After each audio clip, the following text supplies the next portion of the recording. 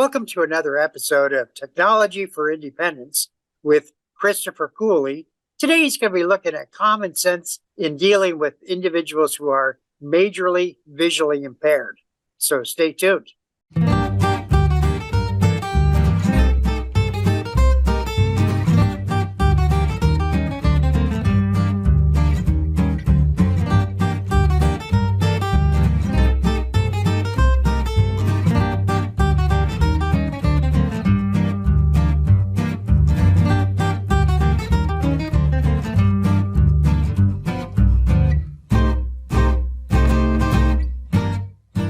Welcome back to another episode of Technology for Independence with Christopher Cooley. Today, Christopher is going to be talking about common sense kinds of things we can do in working with and being with individuals who are impaired visually, as well as those who are unable to see at all. Christopher, it's a pleasure talking with you as usual. I'm happy to be here. I want to talk a little bit about communication, about how to communicate with people with disabilities, blindness, visually impaired, to other disabilities that is out there in our community, folks that are living independent, folks that are going out into their communities independently and enjoying life. Sometimes communication can scare us because folks don't understand how to communicate. They don't know what to say or what might be offensive. And things, let's just talk about that for a little bit. Communication, entering a room or a home or anywhere you are entering a business or whatnot. Don't be afraid to speak and allow that individual to know that you're there. And allow them to know your name. Because individuals with multiple disabilities, blindness, visually impaired will automatically remember your voice. And once you get a conversation going, they're going to know who you are, and they're going to know the sound of your footsteps and different how you smell, or how many rings do you have on your finger. Those are type of things in individuals of different disabilities uses to identify who you are. If you have short hair, long hair, they're going to know when you start speaking, or you are there in the room with them, they're going to know who you are automatically, because we can remember the voices, the steps, the smell, and things like that. A lot of people take that into a granted, because we use that as a tool to help us know who we're talking to, who are we sitting beside. If we can't see them, who are we sitting aside? You take a deaf blind person, they use a lot of tactile. So rings on your finger is important. Sometimes earrings, sometimes just feeling your face and knowing the image of your face. It is a way of knowing who you are and who they're speaking to. So never be afraid to start a conversation, communication with someone, because it's always important to know. You may see someone with autism, and you may realize that individual with autism may communicate a little different, but it doesn't mean you have to talk slow. It doesn't mean you have to yell. Just talk normal and be, a normal human being, just like yourself. Just be that normal person, and never yell, because number one, if you're yelling, it could cause all kinds of different things. You know, if you're yelling up and saying, "Hey, my name is Chris Cooley," you know, that may trigger something, and it may make them nervous or make them feel uncomfortable. Just always be cautious. Just talk normal and be yourself around them. And when offering to go out with them, don't be afraid to say, "Hey, I'm going to the concert tonight. I'm going to a ball game, going to a movie. I'm going out for dinner. Um, would you like to go?" Don't be afraid to ask those questions, because individuals that have visually impairments, or deafness, or maybe autism, or whatever disability it may be, we can adapt to our surrounding areas. And sometimes it may be just the vibration we need to actually feel the music or feel the words of a movie. And theater, we can feel the vibration. And sometimes we just, you know, we can hear, we might not be able to see it, but we can hear it. And in our minds, we can imagine what's going on, because we're used to imagining how things are in life. And so when we're watching the movie, we're not only hearing it, we're visualizing what's going on inside of our head. You know, we're always thinking, "Oh yeah, door slammed or the door opened," you know, in this movie. And it's always about the sound, and always about visualizing those movies, theaters, concerts, whatever it might be. And you may think, you know, how do you know if a visually impaired person, you take them out for dinner, how are they going to know what's on their plate? Well, the good thing is you can offer to guide them and say, "Hey, your meatloaf is in the middle of the clock." It's like a clock rotation. So your meatloaf's in the middle, your corn is at 1 o'clock, your green beans is at 9 o'clock. So as you use that plate as a clock, and you're telling that individual where their stuff is on that little clock, we could tell, you know, remember, oh, green beans are over here, corn's over here, and our meatloaf's in the middle. So now we know where those things are on our plate. Sometimes we're a little bit afraid that we will insult them by saying that. What do you think? Most of the time, people with disabilities, multiple disabilities, will not take that as an insult, because we know that you don't mean that in a bad way, but you're trying to help. So by trying to help us, and if you do something that is not right, we're always trying to help you learn, always giving you the opportunity to learn how we can move on, you know, make it better for us. Let's just say I had a friend that took me out shopping. I had a list of things I wanted. They put everything in the started putting everything in the buggy without saying what they're putting in that buggy. You know, we all make mistakes, but we all learn together. And it's always good to take that criticism from an individual with disabilities or visually impairment, and apply them to that mistake that you made. And that way you learn, and they feel more comfortable knowing that you just learned, hey, I have to remember, I put milk in the buggy. I have to say, "Hey, I got a gallon of milk. I'm going to put it here in the buggy for you." And so those are the kind of things that you want to be mindful of, and understand that you are not insulting anybody. You're just trying to help and learn at the same time. Don't be afraid.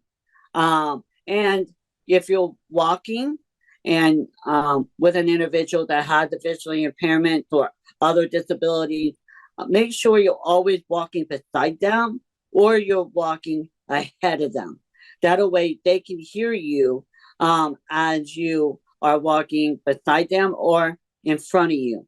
Always remember not to give directions behind them, because with somebody with a visual impairment or hearing impairment may not understand what you're saying, because you're not in front of them, you're in the back of them. Remember always to be mindful of where you are before you start guiding them in a direction. Stay in front of them or beside them. um, and the things are is that helping each other is don't never be afraid to be a friend to someone with disability, because you'll always learn something new. You'll always learn things from them, and they're always willing to teach you. And if you see somebody that has a service dog or a guide dog for the blind, if you see that, introduce yourself to the individual first. Never reach down, never reach down and pet or feed the dog or talk to the dog, because it's really important that that dog stays on task and keeps working for the individual that it's working for. If you take away that task, the attention, let's just say that I was walking down a sidewalk and somebody walking by me and bent down and started petting my dog, my service dog, and talking to it. And maybe I didn't hear that individual doing it, but my dog stopped. So therefore, I'm trying to figure out why my dog stopped. And so if you take that attention away, it takes time out of my day to figure out why my dog is stopping. Why is my dog pulling over to the other side?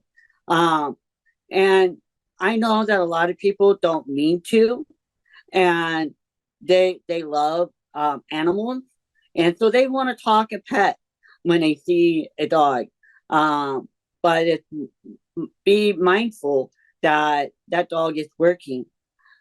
If you introduce yourself to that individual that has the service dog and you ask, can I pet your dog?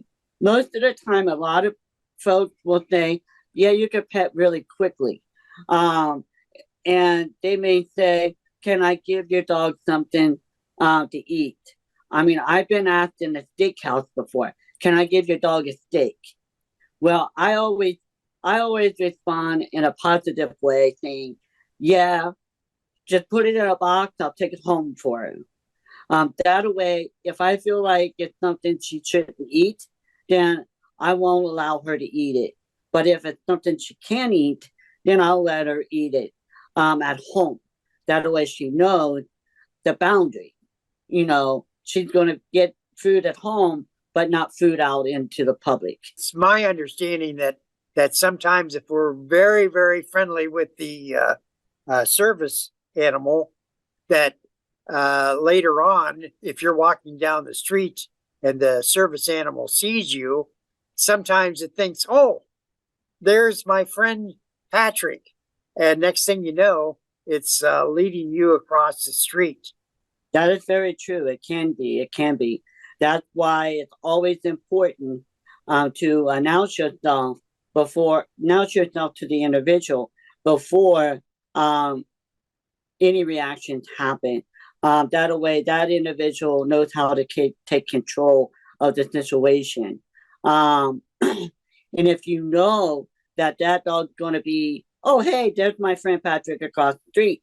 If you see that, be mindful and say something, or kind of just walk across the street. Say, hey, I'm walking down the block. Would you like to walk with me? I'm going the same way, or whatever it may be. The conversation That way the dog and that individual knows the boundaries of what's going on. And also, it's always good if you want to help somebody that is visually impaired, or deaf blind, or maybe hearing impaired, always tap them on the shoulder. Don't never grab them by the arm and say, "Here, I'll help you across the street," or "Here, I'll help you down the aisle in this store."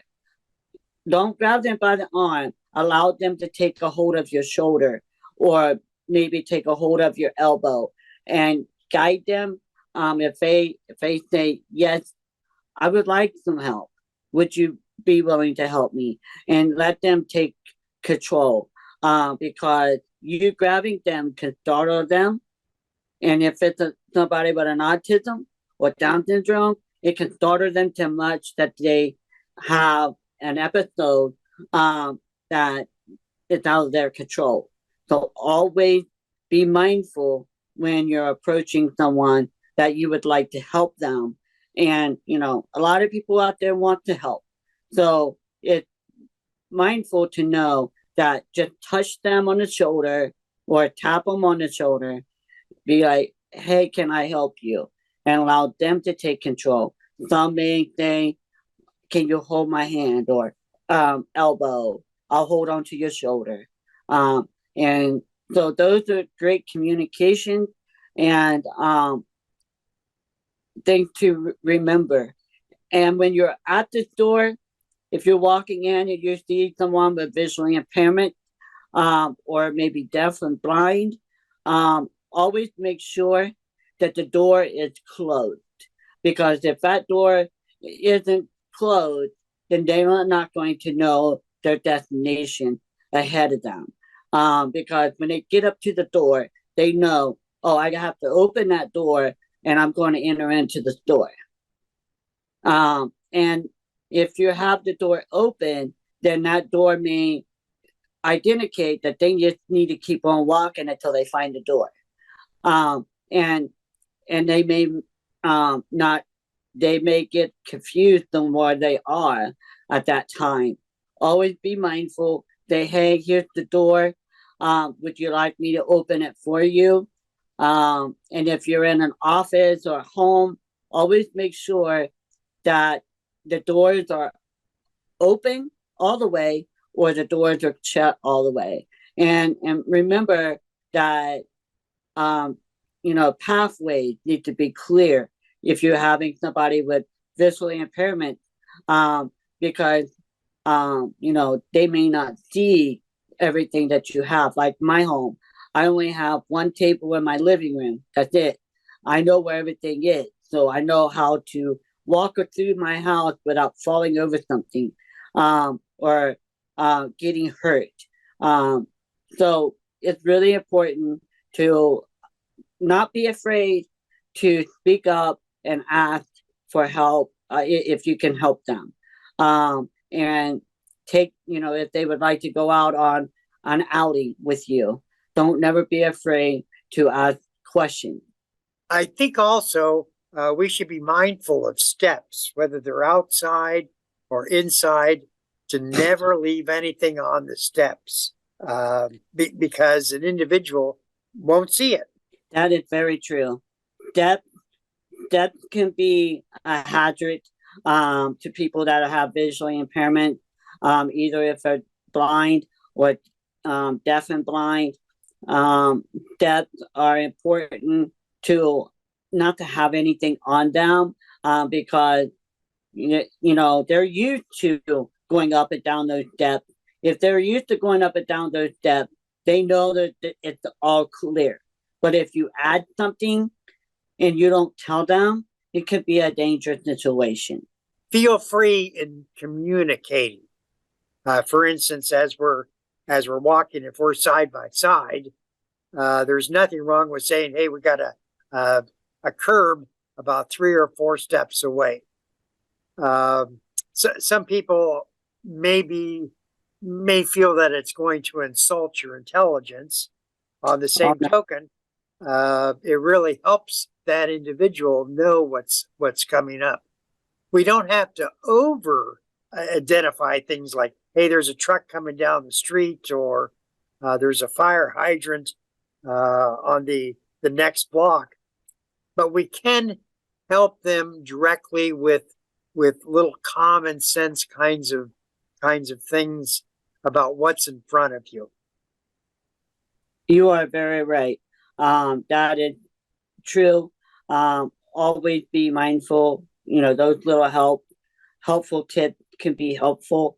And a lot of times, when we buy clothes that are, we're visually impairment or blind, when we buy clothes or maybe new shoes, we always ask the store clerk, can you describe it to me? Or maybe somebody that shopping with me can ask me, hey, do you want me to describe these for you? And so that way I can feel, or the individual can feel the fabric and know, hey, these are blue jeans. Hey, these are dress pants, they're black or tacky. And so when we hang them up, we know by the feel, because someone had explained what they look like, how long they are, or what kind of shirt it might be. Sometimes our senses kick in. There's several senses that kick in and kind of guides us to those kind of things that we can identify. One of the things helper groups go through is actually be blind for a number of hours so that they can understand the process that individuals with serious impairment are going through. And I think that's very important. If you're a family member, there's nothing wrong with walking around blindly just to get an idea what it takes to be in the home.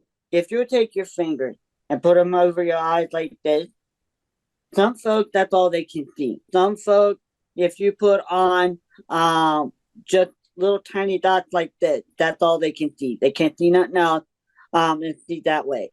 And it's not always, I am legally blind. And a lot of people say, wow, I wouldn't be able to tell that you're legally blind the way you are today. Well, that's because I'm just like anyone else. So you're not going to really tell. And then some people just see shadows or darkness. There's different various. I encourage folks to try it out. Put a blindfold on. Put different things on your eyes and go out in the community and get a feel of how people with visual impairments and blind can have to walk around and communicate in their community that way. One important thing that I would suggest to everybody, don't be afraid to communicate. Don't be afraid to ask if you can help. And take a moment with your friends. Go out and put blindfolds on and practice and see how people with visual impairment have to live every day of their lives, going out into the community, figuring out where things are, how to get to where they need to go. So it's really important just to keep that communication open. I think that's very important. Just because a person is visually impaired does not mean that they have limited cognitive abilities. They think just like you and I, and they reason things just like you and I. And right. Keeping that aware is extremely important. Chris, I want to thank you. We're talking with Christopher Cooley, Tech Ambassador with the state of Ohio. Chris, it's always been a pleasure talking with you, and I look forward to further programs with you. Technology for Independence is a weekly episode in which we assist individuals with visual, hearing, and other kinds of disabilities. Thank you for having me.